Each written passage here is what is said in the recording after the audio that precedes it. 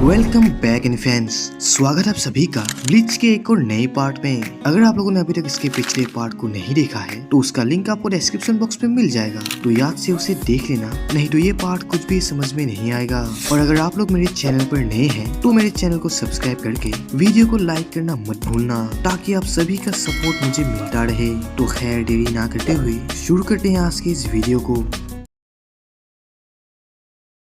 जैसे कि पिछले पार्ट में हमने देखा था, इचिगो अपने होलो फॉर्म को कंट्रोल करने के लिए विजोर्ड गैंग के पास सीखने के लिए आता है और आते ही उसका सामना लिटिल डीमन हियोरी से हो जाता है। और बेसिकली इन दोनों की लड़ाई में काफी ज्यादा एनर्जी निकल रही थी, तो उसे रोकने के लिए हाथ से एक बैरियर बना देता है। और अब आगे हियोरी की मार खा के इचिगो की हालत खराब हो जाती है और इचिगो की ऐसी हालत देखकर हियोरी उसे अपने बांकाई को रिलीज कर देने को बोलती है, क्योंकि अब इचिगो इस हाल में बहुत कमजोर हो चुका है और अगर इचिगो ने अपने बांकाई को यूज कर लिया तो उसके पास बहुत सारी एनर्जी आ जाएगी जिससे वो हियोरी से लड़ पाएगा। लेकिन इचिगो साफ तौर से अपने बांकाई को रिलीज करने पर इनकार कर देता है। ये सुनकर हियोरी को गुस्सा आ जाता है, जिससे वो अपने जानपट्टों को निकाल के अपनी तगड़ी स्पिरिचुअल एनर्जी को रिलीज करती है और इचिगो को गुस्से से कहती है, तू तो गया तकले। और वो ये बोलकर सीधे इचिगो पर अटैक कर देती है और इस अटैक से काफी तगड़ी एनर्जी रिलीज होती है। और इचिगो जो ये देखकर हैरान था कि आखिर इतनी छोटी लड़की अपने होलो फॉर्म को कंट्रोल कैसे कर पा रही है और अपने होलो फॉर्म के एनर्जी को पूरा परफेक्ट यूज कर पा रही है। और साथ ही साथ हियोरी अपने होलो मास्क को जब चाहे पहन लेती है और जब चाहे उतार देती है। इचिगो समझ ही नहीं पाता कि आखिर ऐसा हो कैसे रहा है। इतना सब देख कर भी इचिगो भी कहाँ हार मानने वाला था। वो ठान ही लेता है कि वो अपने बांकाई को रिलीज ही नहीं करेगा और ऐसे ही इस लड़ाई को लड़ेगा। लेकिन तभी एक ही अटैक में इचिगो के अकड़ को ढेर कर देती है और इस घायल हालत में भी इचिगो हियोरी से लड़ने की पूरी कोशिश करता है। लेकिन हियोरी जो इचिगो के जानपट्टों को छेड़ते हुए उसके ऊपर एक जानलेवा अटैक कर देती है। और इचिगो इस वक्त भी इस बात को ही सोच रहा था कि चाहे कुछ भी हो जाए वो अपने बांकाई का इस्तेमाल नहीं करेगा और अपने होलो फॉर्म को ऐसे ही कंट्रोल करना सीखेगा। लेकिन अफसोस, ना चाहकर भी इचिगो के शरीर पर उसका होलो फॉर्म हावी हो ही जाता है और होलो इचिगो आते ही एक जोरदार दहाड़ मारता है और इसके प्रेजेंट को सेंस करके ही विजोर्ड गैंग की धज्जियां उड़ जाती है, क्योंकि इचिगो का होलो फॉर्म उन सबके सोच से भी ज्यादा पावरफुल था। और होलो इचिगो एक ही सेकेंड में हियोरी के गले को पकड़कर उसे जोर से दीवार पर पटक देता है और एक डेविल जैसे हंसने लगता है। और इचिगो के इस रूप को देखकर हियोरी भी अपनी आंखों पर यकीन नहीं कर पाती और धीरे धीरे उसकी होलो फॉर्म उसके शरीर से जाने लगता है। और अब हियोरी जो मरने के कगार पर थी, लेकिन तभी विजोर्ड गैंग आके इचिगो को कैप्चर कर लेते हैं, जैसे कि वो सभी इस समय के लिए पहले से ही तैयार थे। और फिर हिराको इचिगो के होलो मास्क को तोड़ देता है, जिससे इचिगो अपने कंट्रोल पर आ गया था। और हियोरी जो अभी तक घबराहट के सदमे से निकल ही नहीं पा रही थी, क्योंकि जो भी वो है तो ये एक बच्ची ही। और फिर हिराको इचिगो के होलो फॉर्म के ऐसी ताकत को देखकर इचिगो को अपने ग्रुप पर शामिल कर लेता है और उसे ट्रेन करने के लिए मान जाता है। और इस तरफ इचिगो के घर पर उसकी दोनों बहन इचिगो के लिए बहुत परेशान थी, क्योंकि वो 3 दिन से घर नहीं आया। इसलिए यूजो को लगता है कि उसका बड़ा भाई इचिगो किडनैप हो चुका है। लेकिन इनके फादर इचिन इन्हें समझाने की कोशिश करता है कि इचिगो के साथ कुछ नहीं हुआ। लेकिन तभी यहाँ पर रुकिया आती है और रुकिया को यहाँ आता हुआ देख यूजो उसके पास जाके पूछती है कि क्या उसे इचिगो के बारे में कुछ पता चला। लेकिन रुकिया इस पर कोई भी जवाब नहीं देती, क्योंकि उसे अभी तक इचिगो का लोकेशन नहीं पता चला। और रात में रुकिया छत पर जाके इचिगो के स्पेशल प्रेशर को सेंस करने की कोशिश करती है, लेकिन उसे इस बार भी कुछ नहीं मिलता, जिससे वो और भी ज्यादा परेशान हो जाती है। और इस तरफ यूजो और कारिन सोते हुए भी इचिगो के बारे में ही सोच रही थी, और कौन भी जो इचिगो के लिए बहुत परेशान था, क्योंकि वो भी इचिगो को बहुत चाहता था।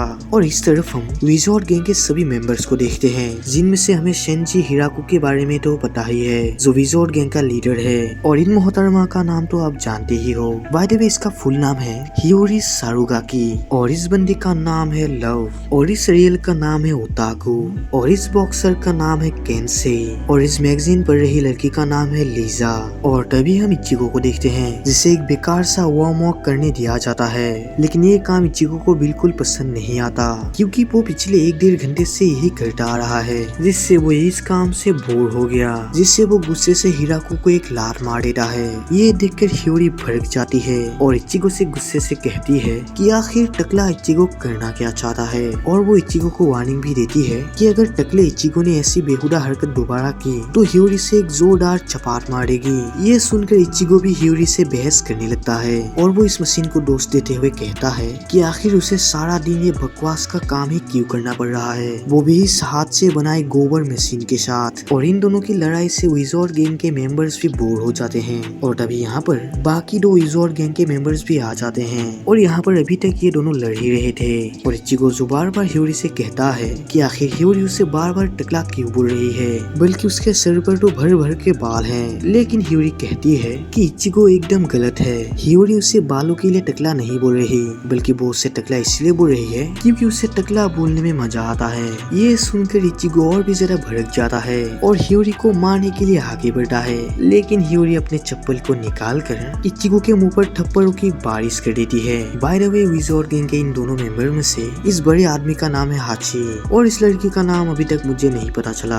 अगर आप लोगों को पता है तो मुझे कमेंट में जरूर बताना ताकि मेरी भी थोड़ी हेल्प हो जाए। बाय द वे इस तरफ ये दोनों अभी तक लड़ ही रहे थे, लेकिन तभी हिराको आके इन दोनों को शांत करता है और इचिगो से कहता है, इचिगो बात को ध्यान से सुनो, गोबर हियोरी ही तुम्हें बाकी की ट्रेनिंग में मदद करेगी और तुम्हारे ट्रेनिंग के लेवल को इस बात से डिसाइड किया जाएगा कि तुम उस हाथ से बनाए मशीन को कब तक चला पाते हो, और इसमें गोबर हियोरी ट्रेनर तुम्हारी पूरी मदद करेगी। हिराको के मुंह से गोबर शब्द सुनकर हियोरी गुस्सा हो जाती है और गोबर वर्ड को करेक्ट करवा के कहती है कि उसका नाम गोबर हियोरी ट्रेनर नहीं बल्कि सुपर हियोरी ट्रेनर है। और फिर हिराको कंटिन्यू करता है कि अगर इचिगो अपने होलो फ्रॉम पर कंट्रोल पाना चाहता है तो उसे लगातार उस मशीन को 3 दिन चलाते रहना होगा। ये सुनकर इचिगो भड़क जाता है क्योंकि उस मशीन को 3 दिन तक लगातार चलाना तो नामुमकिन है, और इचिगो ये भी समझ जाता है कि इस मशीन को बनाया किस लिए गया है। तो वो हिराको से कहता है कि इस मशीन से ये पता किया जाता है कि आखिर एक बंदा कितनी देर इस मशीन को चलाने के बाद थक जाता है और उसकी मैक्सिमम स्पेशल प्रेशर कितनी तक है, जिससे ये पता चलता है कि कोई भी बंदा इस मशीन को कितनी देर तक सह सकता है। लेकिन इचिगो कैलकुलेट करके हिराको को खुद बता देता है कि उसके स्पेशल एनर्जी के हिसाब से वो लगभग 5 दिन तक आराम से टिक सकता है अपनी पूरी एनर्जी को इस्तेमाल करते हुए। तो उसे इस मशीन के साथ ट्रेनिंग करने की कोई जरूरत नहीं क्योंकि उसके पास समय बहुत कम है और वो चाहता है कि हिराको इस कम समय में ही उसे ट्रेन करे। जिस पे हिराको कंटिन्यू करता है कि इचिगो ये सब बकवास बंद करे। हाँ, ये बात सच है कि उनके पास समय कम है क्योंकि आइजन ने होग्युकू बोल को जगा दिया है। ये सुनकर इचिगो हैरान हो जाता है कि आखिर हिराको को आइजन और होग्युकू बोल के बारे में कैसे पता चला। जिस पे हिराको कंटिन्यू करता है कि उसे अरंकार, होग्युकू और आइजन के बारे में सब कुछ पता है, और हिराको तो इचिगो के बारे में भी सब कुछ जानता था कि इचिगो सोली पर कब बना, कब उसे शिकाई मिली और खासकर उसे बांखाई भी कब मिली। इचिगो का पूरा डिटेल्स हिराको के पास मौजूद है। ये जानकर भी इचिगो बहुत हैरान होता है। तभी हिराको इचिगो से कहता है कि अगर उन्हें वापस कभी समय मिले तो हिराको उसे सब कुछ डिटेल से बताएगा, लेकिन अब उनके पास समय बहुत कम है और इन कम समय में ही हिराको को इचिगो को पूरा ट्रेन करना है। और फिर हिराको इचिगो को एक सीक्रेट बेसमेंट पे ले जाता है और अब हिराको जो इचिगो को ट्रेनिंग देने वाला था वो काफी जरा खतरनाक था क्योंकि इचिगो अगर अपने अंदर के होलो पर कंट्रोल नहीं पा सका तो इचिगो टोटली होलो बन जाएगा, जिससे ना चाहकर भी हिराको को उसे मारना पड़ेगा। और फिर ये सभी एक अलग ही जगह पर आ पहुँचते हैं और हिराको ने इस बेसमेंट पे आने से पहले ही अपने बिल्डिंग के चारों तरफ एक बैरियर बना दिया था, लेकिन उससे अभी भी कुछ चिंता हो रही थी। तो वो हाची को इचिगो के बॉडी पर एक जबरदस्त सील बना देने को बोलता है और हाची भी ऐसा ही करता है, जो अपने बाकुरो नंबर 75 से एक तगड़ी सील इचिगो के शरीर पर बना देता है। और इस प्रोसेस के बाद हम सीधा इचिगो के इनर वर्ल्ड को देखते हैं, जहाँ पर इचिगो के सामने व्हाइट एविल इचिगो खड़ा था, जहाँ पर व्हाइट इचिगो नॉर्मल इचिगो को गुस्सा दिलाने की कोशिश करता है और इचिगो गुस्से से अपने जान पट्टों को निकालने वाला था, लेकिन इससे पहले व्हाइट इचिगो अपने जान पट्टों को निकाल लेता है, जो हूबहू इचिगो के जान पट्टों के के जैसा ही दिखाई देता था। ये देखकर इचिगो शौक में पड़ चुका था कि आखिर इसके पास एक व्हाइट जांगेत्सु कैसे आई। और फिर व्हाइट इचिगो से कहता है कि इचिगो जानना चाहता है ना कि जांगेत्सु आखिर कहाँ है, लेकिन असलियत में जांगेत्सु तो व्हाइट इचिगो ही है। और वो ये बोलकर सीधे इचिगो पर अटैक कर देता है। और यहाँ पर रियल वर्ल्ड में इचिगो की स्पेशल प्रेशर बहुत ही तेजी से निकलने लगती है, क्योंकि इनर वर्ल्ड में इचिगो कमजोर पड़ रहा था।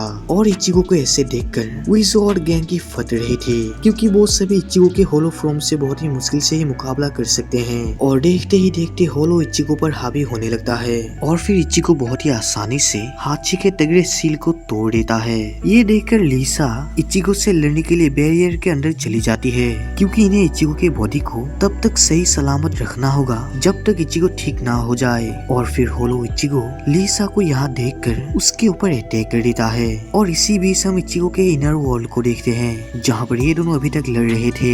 और इचिगो बार बार अपने होलो फॉर्म से यही पूछ रहा था कि उसने आखिर जांगेत्सु के साथ क्या किया। और होलो इचिगो बार बार यही कहता है कि इचिगो समझ नहीं पा रहा, जांगेत्सु तो वही है। लेकिन इचिगो अभी ये मानने को तैयार नहीं था। तो फिर होलो इचिगो क्लियर करता है कि जांगेत्सु और वो शुरू से ही एक हैं, और वो दोनों ही इचिगो की छुपी हुई ताकत हैं, और उन दोनों का शरीर एक ही है। लेकिन उन दोनों में से जो भी ज्यादा स्ट्रॉन्ग होगा उस बॉडी पर वो ही कंट्रोल ले लेगा। मतलब ये दोनों ही एक सिक्के के दो पहलू हैं। लेकिन अगर इस बीच होलो इचिगो की ताकत बढ़ गई तो इचिगो के बॉडी पर सिर्फ उसका ही कंट्रोल होगा, और तब जांगेत्सु कुछ भी नहीं कर पाएगा। और अगर जांगेत्सु ज्यादा पावरफुल हो गया तो इचिगो के बॉडी पर सिर्फ जांगेत्सु का ही कब्जा होगा, और तब होलो इचिगो कुछ भी नहीं कर पाएगा। लेकिन इस पे एक पॉइंट है कि इचिगो जांगेत्सु के पावर को जितना यूज करने की कोशिश करेगा तो इचिगो के बॉडी पर कंट्रोल करना उतना ही आसान हो जाएगा। ये सब सुनकर इचिगो समझ जाता है